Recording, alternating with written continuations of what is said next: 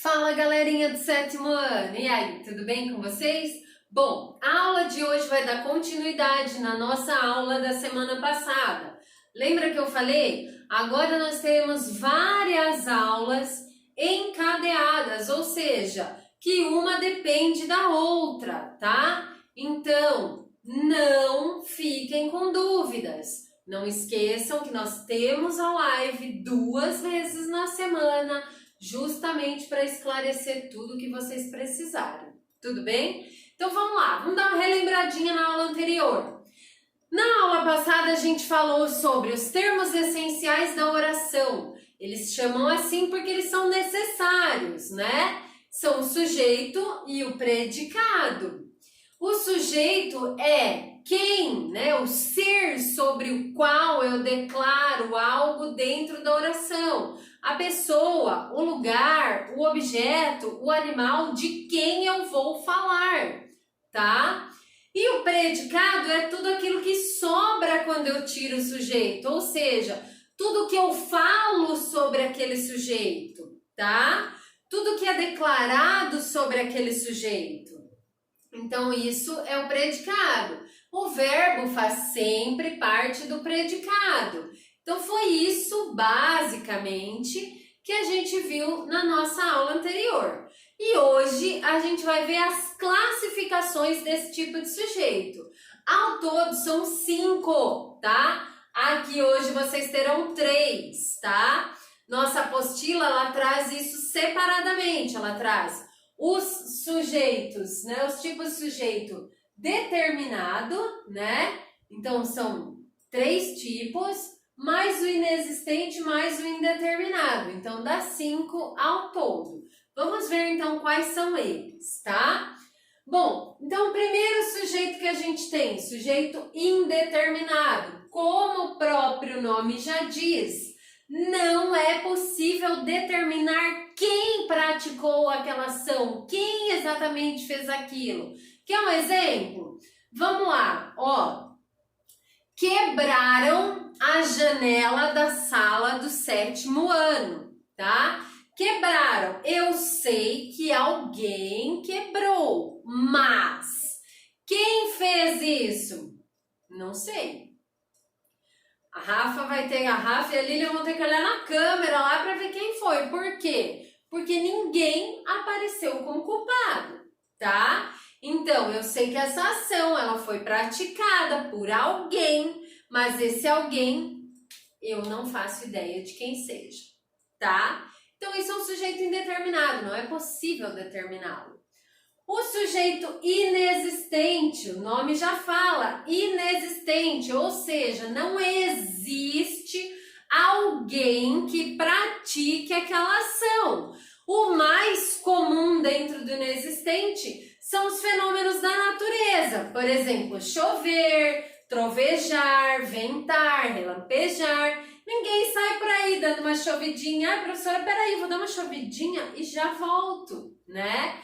Dentre eles tem outras coisas também, que a gente vai ver mais aprofundadamente numa outra aula, tá? Porque o nosso foco de hoje é nesse bonitinho aqui, ó, no sujeito determinado, ou seja, eu consigo determinar quem está praticando aquela ação, ok? Eu consigo determinar sobre quem eu estou falando, tá? Então, ele se subdivide em 3 tipos. O mais fácil de todos, até o nome dele, sujeito simples, tranquilinho. Paula! Sujeito simples é aquele pobrezinho, né? Aquele que não tem condições. Neste caso, não, tá? Sujeito simples, gente, é aquele que só tem um núcleo, tá? Já tô ouvindo vocês perguntarem, o que é núcleo? Então vamos lá, vamos retomar. Núcleo é a palavra mais importante do sujeito, certo? Aquela que tem maior importância, que sem ela o meu sujeito não faria sentido. Então vamos ver como é que funciona? Tá lá, Tô ouvindo. Mais uma pergunta, vamos lá. Então quer dizer que se no sujeito tiver uma palavra só, é sujeito simples? Não. O sujeito, ele pode ter várias palavras, ok? Ele pode ter uma quantidade grande de palavras, mas dentre essas palavras, uma só ser a mais importante. Quer ver no nosso exemplo? Presta atenção, ó.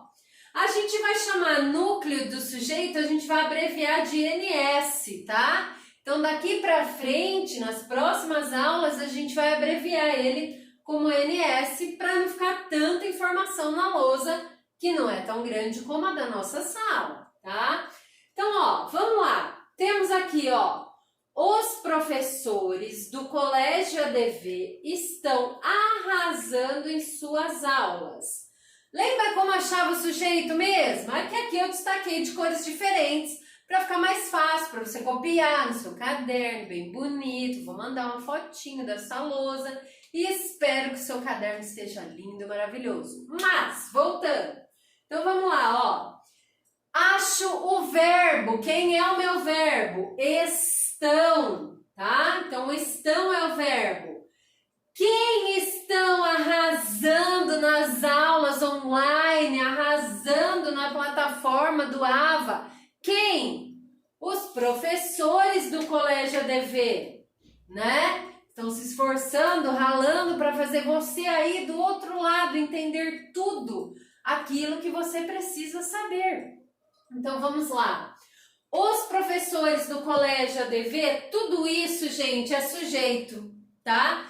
Então, olha quantas palavrinhas. Os professores do Colégio ADV, 5 palavrinhas nesse meu sujeito. Mas, dentre essas 5, uma é a mais importante. Qual é essa palavra mais importante? Professores.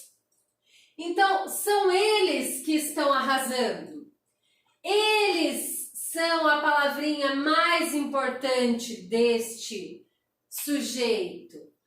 Paula, mas professores está no plural. Isso significa que é mais de um. Então, não pode ser sujeito simples se sujeito simples tem um núcleo só. Bom pensamento. Linha de raciocínio sensacional. Mas, o que acontece? A gente conta os núcleos pela quantidade de palavras importantes. Ou seja, aqui, no caso, núcleo é um só, que é a palavrinha professores. E só. Eu não tenho mais palavras importantes. Então, não importa se esse núcleo está no singular ou no plural. O importante é que ele se constitui de apenas uma palavrinha, tá? Então, portanto, a classificação desse sujeito é sujeito simples.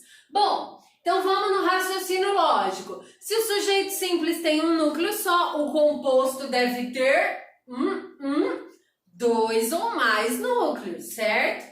E aqui está, então, 2 ou mais núcleos. Então, temos, ó, os professores e a coordenação são muito dedicados, tá? Então, quem são muito dedicados? Estou perguntando para o verbo de novo, para encontrar quem é esse sujeito. Só que neste caso eu tenho 2 palavrinhas importantes e fundamentais, né? Que são professores e que é a coordenação. Ou seja, vocês viram? Eu fiz assim, ó, minha unha toda mal feita. Não tem problema, gente. É quarentena. Não é para ir na manicure, é para ficar em casa. Então vamos lá, ó. Os professores e a coordenação são muito dedicados. Então, quem são muito dedicados? O sujeito como um todo é os professores e a coordenação. As palavrinhas fundamentais, professores, coordenação. Então, eu tenho 2 palavrinhas fundamentais, 2 núcleos, portanto, um sujeito composto. O último, que no nosso caso aqui seria o sujeito, pode ser chamado de 3 jeitos diferentes. Sujeito oculto, sujeito desinencial e sujeito elíptico. Os 3 são a mesma pessoa, tá? A mesma coisa. Então, eles podem ser chamados de 3 maneiras diferentes. Dependendo da prova, do vestibular que você vai prestar, dependendo do material didático, dependendo da apostila, vai aparecer de uma maneira. No poliedro, o sujeito ele é mais conhecido como desinencial, tá? A nomenclatura mais comum a ele. Como é que eu sei que esse sujeito é desinencial? Pela terminaçãozinha do verbo, ou seja, entendi os exercícios. Entendi. Quem que entendi? Eu. Mas, por que ele é oculto? Por que ele é desinencial, elíptico? Significam a mesma coisa. Oculto, escondido, ele está escondido em algum lugar. Aonde? Atrás do verbo. Então, quando você pergunta para o verbo o que ou quem, o verbo dedura ele lá. Sim, dedura e você descobre quem é o sujeito. Então, entendi os exercícios. Quem entendi? Eu. Sujeito oculto, eu. Ou sujeito desinencial, eu. Ou sujeito elíptico, eu. Fizemos os exercícios. Quem fizemos? Nós fizemos. Mas não está escrito, só fica subentendido, porque está escondido atrás do verbo. E um detalhezinho para a gente encerrar a nossa aula. Como eu não tenho sujeito aparecendo na frase, ele está escondido. Lembra que eu falei que o verbo faz parte do predicado? Então, a oração toda é considerada predicado, é classificada como predicado, tá? Fica a dica aí para vocês. Espero que vocês tenham entendido. Daqui a pouquinho a gente se vê na live. Beijo, pessoal!